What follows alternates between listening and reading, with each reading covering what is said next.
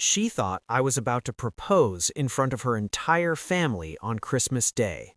Her mom was recording on her phone, her dad had tears in his eyes, her sisters were grinning ear to ear. The beautifully wrapped box sat under the tree with her name on it, red velvet ribbon, perfect corners, the works. When she opened it and saw the divorce papers and printed photos of her with another man, the room went completely silent. "Merry Christmas, Jennifer," I said. "You have until sunset to get out of my house."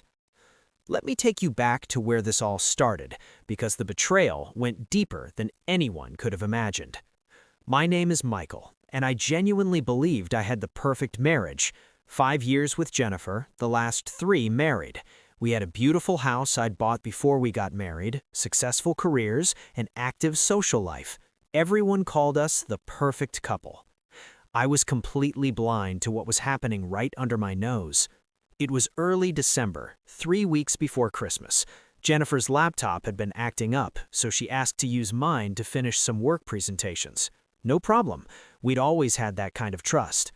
The next morning, she left for an early meeting and forgot to log out of her email account on my computer.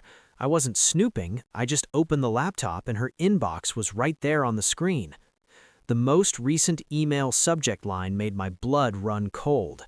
"Can't wait for our weekend getaway. Heart." My hands were shaking as I clicked it. The email was from someone named Marcus. The content was explicit, romantic, and detailed plans for a trip they'd taken the previous month when Jennifer told me she was at a work conference. I sat there staring at the screen, my whole world tilting sideways. I scrolled through the email thread. It went back 18 months. 18 months of "I miss you," and "last night was amazing," and "I wish we didn't have to hide this." 18 months of my wife living a double life.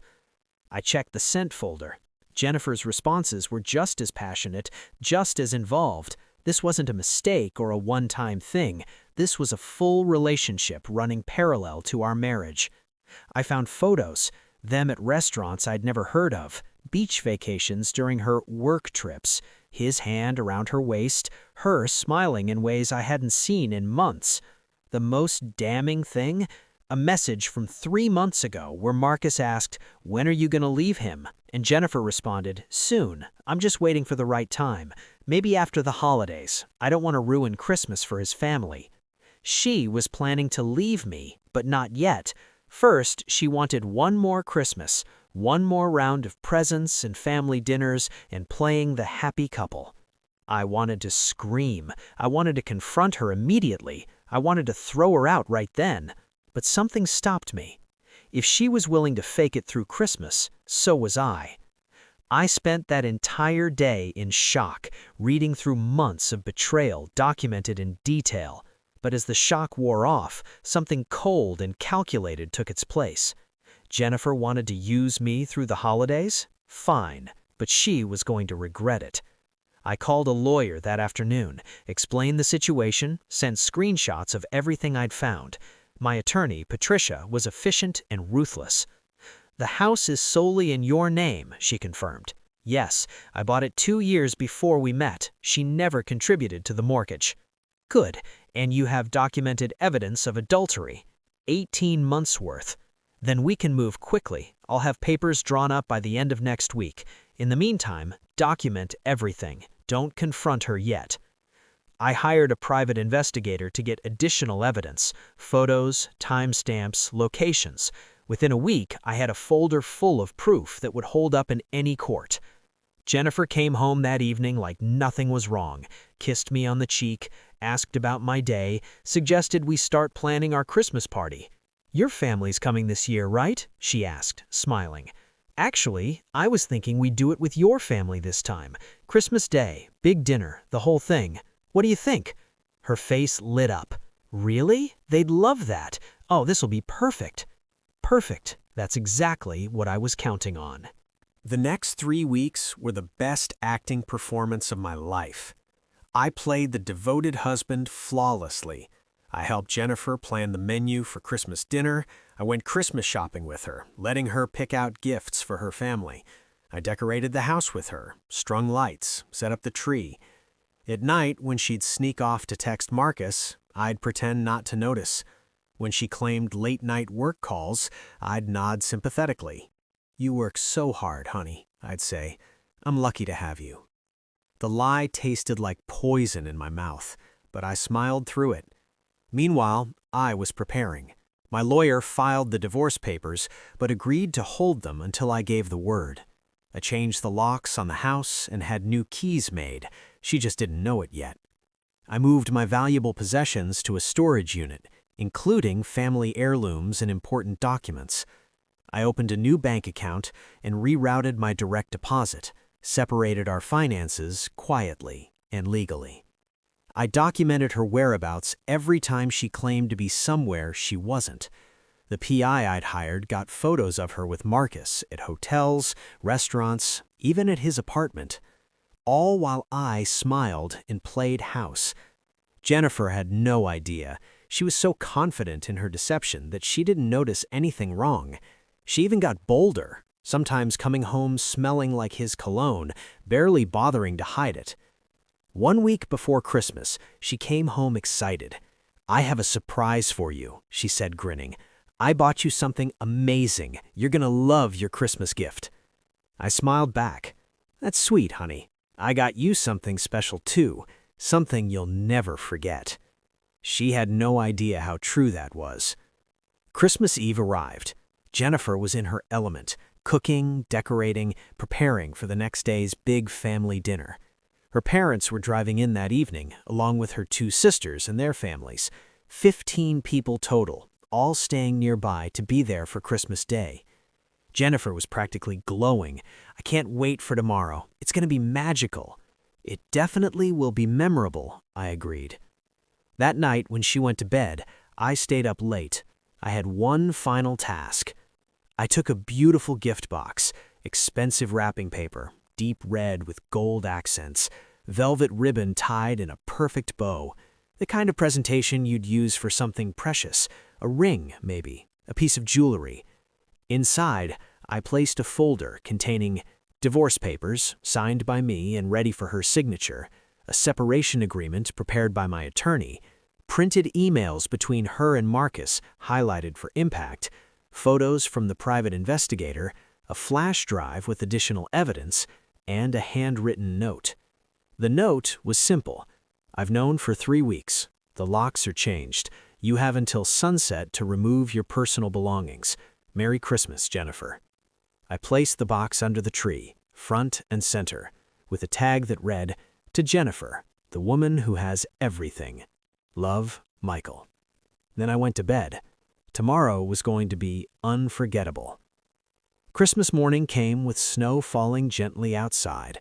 The house looked like something from a magazine. Tree twinkling, stockings hung, breakfast casseroles in the oven. Jennifer's family started arriving around 10 a.m. Her parents brought pies. Her sisters brought their kids and wrapped presents. Everyone was in festive spirits, hugging, laughing, filling the house with noise and warmth. Jennifer's mom pulled me aside. "Michael, thank you for hosting this. It means so much to have the whole family together." "Wouldn't have it any other way," I said, smiling. We had brunch, opened presents with the kids, watched them play with new toys. It was all very wholesome and perfect. Jennifer kept glancing at the red box under the tree. I caught her looking several times, a small smile playing on her lips. She thought she knew what was in there. Around 2 p.m., after the big Christmas dinner, Jennifer's dad suggested we do the adult gift exchange. Perfect timing, actually. I have something special for Jennifer I'd like her to open now, in front of everyone. The room got quiet. Jennifer's sisters exchanged excited looks. Her mom pulled out her phone to record. "Oh my God," Jennifer whispered, her face flushing. "Michael, you didn't have to." "Oh, but I did," I said, standing up. "This is something you absolutely deserve." I retrieved the red box from under the tree and handed it to her. She was shaking slightly, tears already forming in her eyes. The whole family watched as she carefully untied the velvet ribbon. Her mom was recording. Her dad had his hand on his wife's shoulder, smiling with misty eyes. Jennifer opened the box. For about 3 seconds, there was just confusion on her face. She was staring at the papers, not understanding what she was seeing. Then the color drained from her face completely. What is this?" she whispered. "Why don't you read it out loud?" I suggested calmly, "so everyone knows." Her hands were trembling as she picked up the top document.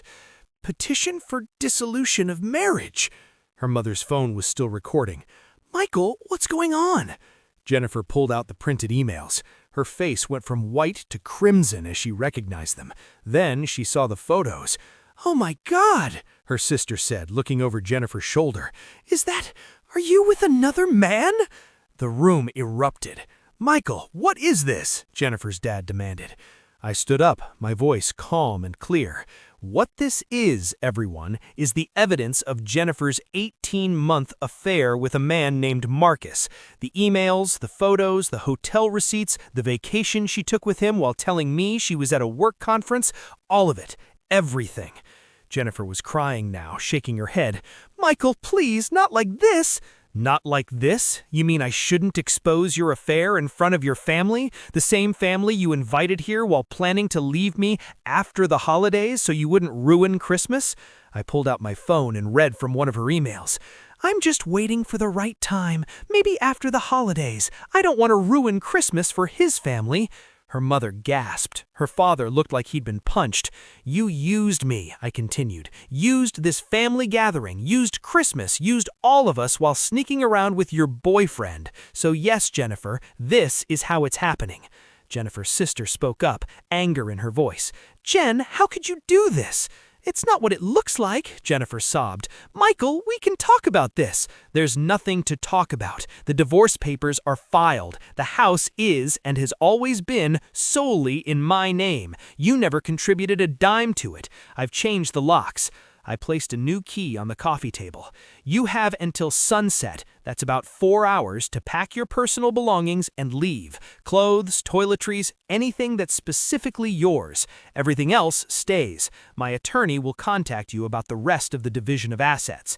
"You can't just throw me out!" she screamed. "Actually, I can. This is my house. You're not on the deed, not on the mortgage. You've been living here as my guest. That invitation is now revoked." Her father stood up. "Michael, surely we can discuss this like adults. With all due respect, sir, your daughter spent 18 months lying to me, to you, to everyone. She planned to use this Christmas as one final performance before leaving me. I'm just expediting her timeline." Jennifer was hysterical now. "I have nowhere to go." "I have Marcus," I said coldly. "I'm sure he'll be thrilled to finally have you full-time. Isn't that what you wanted?" Her mother was crying. Her sisters looked torn between comforting Jennifer and being disgusted by her. "I think you all should go," I said to the family. "Jennifer needs to pack, and I don't think any of us want to drag this out further. I'm sorry your Christmas was ruined, but I'm not the one who ruined it." They left within 20 minutes. Jennifer's sisters helped her pack while her parents sat in stunned silence. The magical Christmas morning had turned into a nightmare. Jennifer tried multiple times to talk to me, to explain, to apologize. I refused to engage. By 5 p.m., as the sun was setting, she was gone.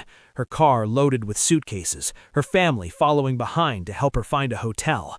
The house was silent, decorations still up, half-eaten pie on the counter, torn wrapping paper scattered around. I sat in that silence for a long time. Was it cruel? Absolutely. Could I have handled it differently? Probably, but she'd had 18 months to come clean, 18 months to end it with dignity. Instead, she chose to use me, to plan her exit on her terms, to control the narrative. I just took that control back. The divorce was finalized 3 months later. Jennifer tried to fight it, but the evidence was overwhelming. She ended up with exactly half of our marital assets minus the house, which was mine alone. Marcus, predictably, wanted nothing to do with her once she was actually available. Turns out, the affair was exciting when it was forbidden. When it became his actual problem, he ghosted her. Jennifer's relationship with her family never fully recovered. They were humiliated, hurt by the deception. Last I heard, she'd moved to a different state for a fresh start.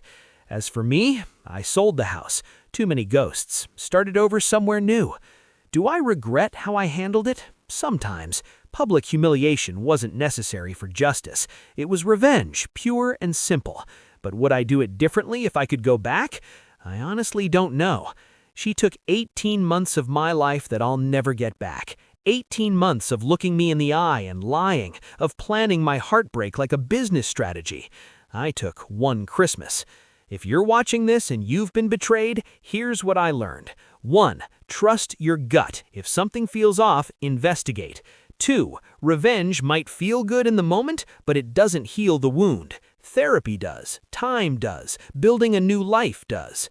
3. How you handle betrayal defines who you are. Choose carefully. 4. Sometimes the high road isn't satisfying, but it's still the better path. 5. Forgiveness isn't for them, it's for you. I'm still working on this one. Thanks for watching. Hit that like button if this story resonated. Subscribe for more real-life experiences. And remember, the best revenge is living well. Everything else is just noise. See you next time.